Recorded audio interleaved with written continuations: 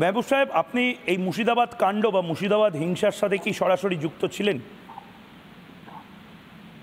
কখনোই না, এটা হতে পারে না। আমি কিন্তু আপনার নামই তো বারবার বলছে স্থানীয়রা, আপনি ওখানকার 2-3 কিলোমিটারের মধ্যে ছিলেন, আপনিই নাকি হিংসার ঘটনা ঘটিয়েছেন। দেখুন দাদা, আমি দীর্ঘদিনের কাউন্সিলর ওখানকার। কাউন্সিলরই তো সবচেয়ে বেশি এলাকাকে চেনে। হ্যাঁ, তো আমি দীর্ঘদিনের কাউন্সিলর, যেহেতু আমি ওয়ার্ডটাকে তিলে তিলে তৈরি করেছি। আগে সে ওয়ার্ডের বেহাল অবস্থা ছিল, এখন অনেক সেটা আপনাদের দলীয় ব্যাপার, আমি তার মধ্যে ঢুকছি না। সেটা আপনি অভিষেক ব্যানার্জি, মমতা ব্যানার্জিকে বলুন। মেহবুবদা, আমাকে একটা কথা বলুন, হিংসাটা কারা করিয়েছিল? বাংলাদেশ থেকে তো কেউ আসেনি, স্থানীয়রা করেছিল। হিংসা কারা করে? দুষ্কৃতীরা করে। তারা কারা? যারা তো মঙ্গল গ্রহ থেকে আমার ওয়ার্ডের কেউ করেনি, বহিরাগতরা করেছে। না না, বহিরাগত কারা? বহিরাগত মানে মঙ্গল গ্রহ থেকে কারা? মানে বহিরাগত আপনার ওয়ার্ডের বাইরের ওয়ার্ড থেকে কেউ এসেছিল? বহিরাগত মানে আমার ওয়ার্ডটা পঞ্চায়েতের লাগোয়া ওয়ার্ড। তৃণমূল কারা করেছিল? আমার কথাটা শুনুন, আপনি বেশি বলবেন, আমি বলবো। আপনি বলুন।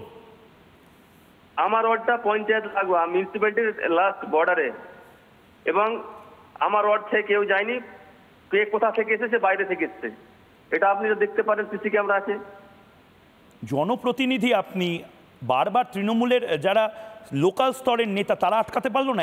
এতগুলো ঘর ভাঙা হলো, এতজনের আস্থাস্থল ভাঙা হলো, এটা আপনারা আটকাতে পারলেন না? আপনারা নাকি হাতের তালুর মতন গোটা এলাকাকে চেনেন। আমরা অনেক চেষ্টা করেছি, যে মুহূর্তে ওই দুষ্কৃতীরা আছে বাইরে থেকে, তাদের আটকানোর অনেক চেষ্টা করেছি। দুষ্কৃতীরা কারা দাদা? আমি এটাই জানতে চাইছি, কারা এটা করে দিয়ে গেল? হঠাৎ করে মানে ভিন গ্রহ থেকে কেউ এসে করে দিয়ে গেল? কারা? এটা আইডেন্টিফাই তো করতে হবে। পুলিশ যদি না পারে, এনআইএ করবে, কেউ তো করবে।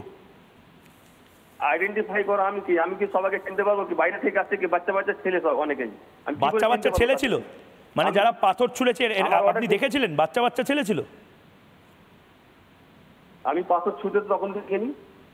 যে মুহূর্তে গন্ডগোলটা হয়, এখন ইন্টারনেটের যুগ, আমি কোথায় ছিলাম, কোন জায়গায় ছিলাম, আর কোন জায়গায় ঝামেলা হয়েছে, আমার মোবাইল ট্যাগ করে দেখুন, এবং কার সাথে কি কথা বলেছি, টোটালটাই তদন্ত করা হোক।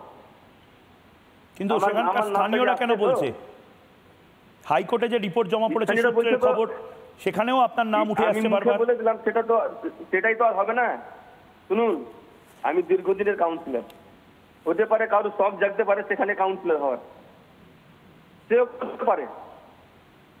কারো হয়তো শখ জেগেছে, হ্যাঁ, ওখানকার কাউন্সিলর হবে, যেহেতু দীর্ঘদিন থেকে অনেকের টাকা পয়সা খরচা করে হতে পারে না কাউন্সিলর। এবার কাউন্সিলর হওয়ার তো শখ জেগেছে, পুজোরও তো শখ হয়, চিত হয়ে শোয়া। তার মানে এখানে আপনি বলছেন যে দলের মধ্যে থেকেও কেউ এটা সাবোতাজ করতে পারে? দলের মধ্যে না, বিজেপি মেন, বিজেপি আরএসএস এর একটা চক্রান্ত।